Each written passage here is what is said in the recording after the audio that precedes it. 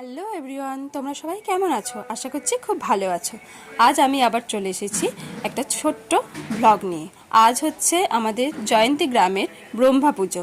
দেখো, সকাল সকাল আমি, মা, কাকিমা এবং আমার ছেলে সবাই মিলে রেডি হয়ে গেছি। যাচ্ছি এখন ব্রহ্মাতলায় ব্রহ্মা পুজো দিতে। এই দেখো, এসেই গেছি।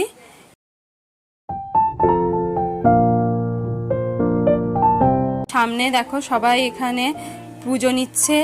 এই হচ্ছে আমাদের ঠাকুর। এখানে ভোগের ব্যবস্থাও করা হয়েছে। আমি এসেছিলাম সকালের দিকে, বিকালবেলা আর আসা হয়নি, আমার একটু কাজ ছিল, তাই আমি সকালবেলায় ঘুরে গেলাম, ঠাকুরকে দর্শন করে গেলাম।